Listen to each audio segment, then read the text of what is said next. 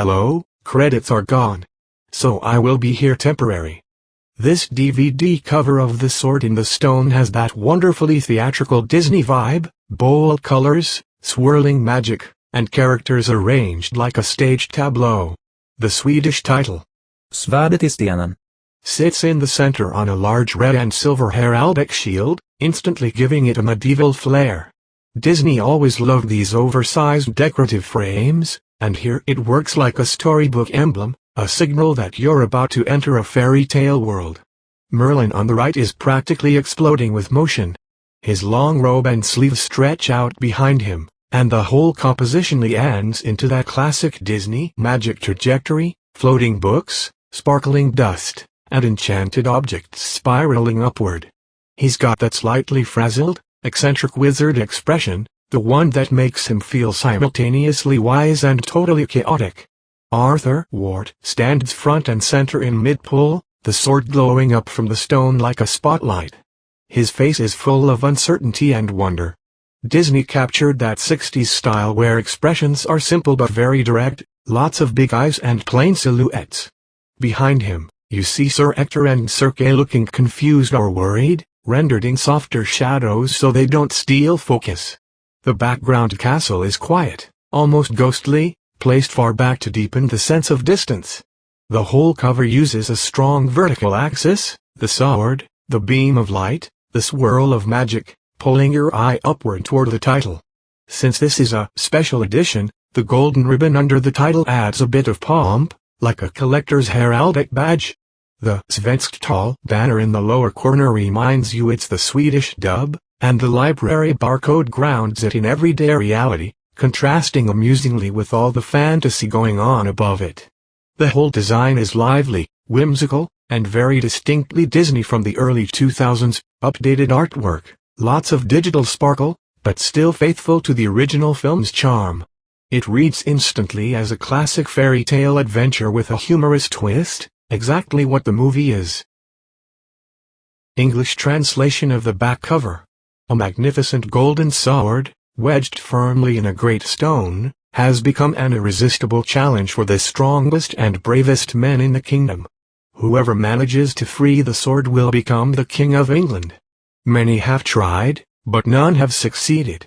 Until the day the boy, Pysen, decides to give it a try, join Pysen on a fantastic adventure and meet mischievous witches, fire-breathing dragons, and the quirky wizard Merlin. The Sword in the Stone is Disney's 18th classic, and this edition has been restored in picture and sound, and includes a whole set of bonus material. Extras. Merlin's Magical Academy, new game. Disney songs. Bonus short films. Magical music, the Sherman Brothers. And much more. Technical details. Title: Svärdet i Stenen, The Sword in the Stone. Subtitles: Swedish, Finnish, English, Icelandic. Audio: Dolby Digital 5.1 in Swedish, Finnish, English, Icelandic. Runtime: 76 minutes. Production year: 1963. Format: 4:3.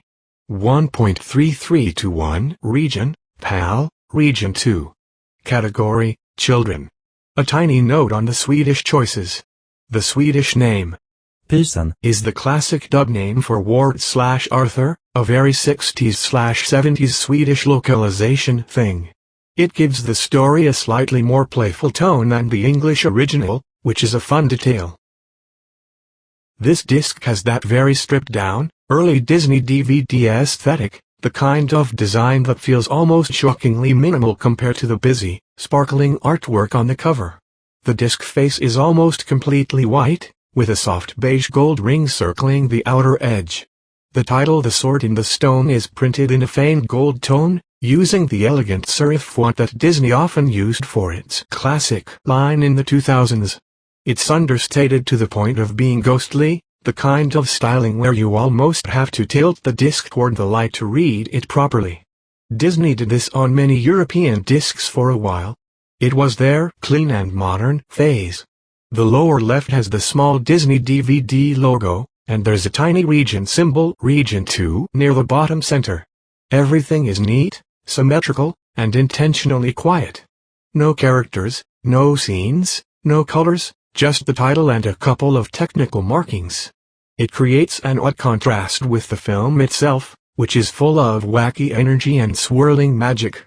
It's the sort of disc design that almost disappears into its case, which is amusing considering it holds a film about destiny, kingship, and a sword glowing with ancient power.